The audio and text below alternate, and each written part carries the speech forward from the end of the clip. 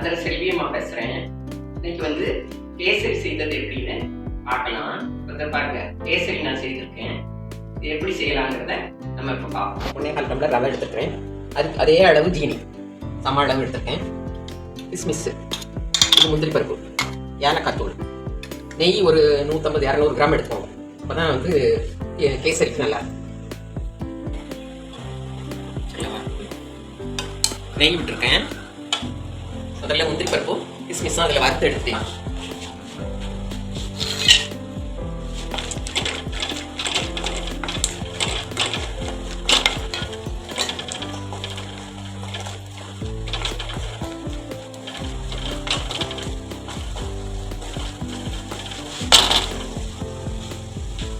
கொஞ்சம் இதான உடனே கிஸ்மிஸை போட்டுக்கலாம்.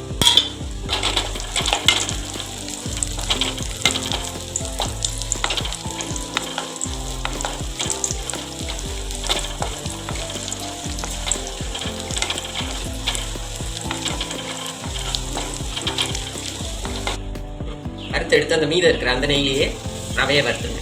ரவை கொஞ்சம் நெய் விட்டு இந்த மாதிரி வறுத்தா தான் உங்களோட கேசரி வந்து நல்லா இருக்கும்.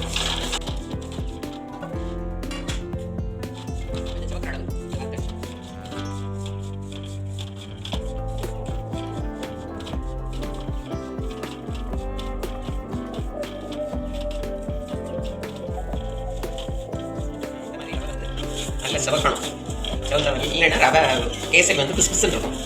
உங்களுக்கு நல்ல கையில் ஒட்டாமல் வரணும்னா இந்த மாதிரி ரவை நல்ல செவந்த பிறகு செஞ்சீங்கன்னா தான் சரியாக வரும். ரவையை வறுத்து தனியாக ஒரு தட்டில் தட்டி வச்சுக்கோங்க. இந்த ரவை எந்த அளவு நீங்கள் எடுக்கிறீங்களோ அதுக்கு ஒரு 3 டம்ளர் தண்ணி விட்டுக்கோங்க. 3 பங்கு வேணும். 1க்கு 3 தண்ணி.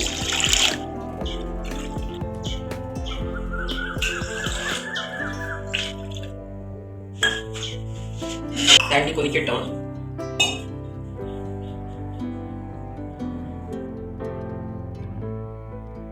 கேசரி பவுடர் இருந்தால் இங்கே கேசரி பவுடர் போட்டுக்கோங்க. கேசரி பவுடர் இல்லாதனால மஞ்சத்தூள் போட்டிருக்கேன். மஞ்சத்தூள் போட்டாலும் ஒன்றும் உங்களுக்கு வித்தியாசம் தெரியாது. கலர் பவுடர் சேர்க்க வேண்டாம்னு நினைக்கிறவங்க மஞ்சத்தூள் போட்டுக்கோங்க. தண்ணி கொதிச்சுடுது. இதில் ரவையை போட்டு கிண்டிடலாம்.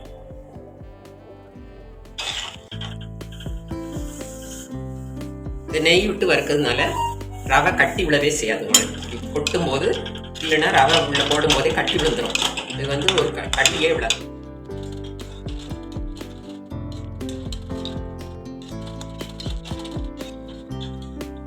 ரவை இந்த மாதிரி நல்லா வெந்துடணும்.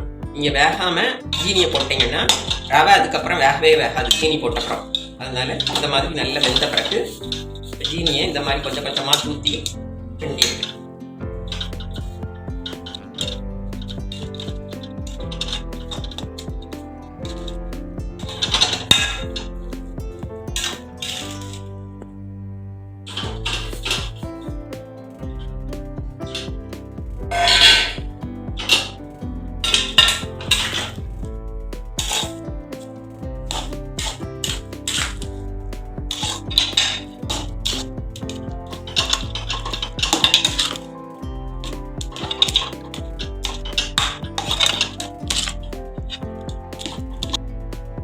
கொஞ்சம் வெட்டி ஆகிடுது. இப்போ நெய் விட்டுக்கலாம். இப்போ அடுப்பை சிம்மில் வச்சுக்கோங்க. கிண்டி இந்த ரவை வந்து நல்லா இறுக்கமாகணும்.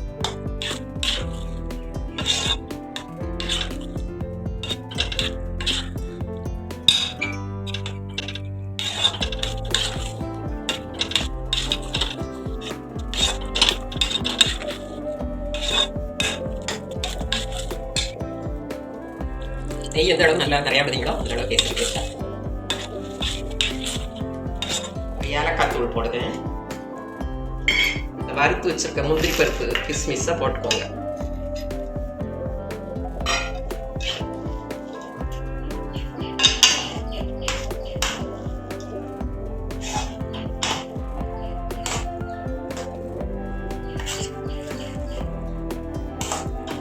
கேசரி ரெடி.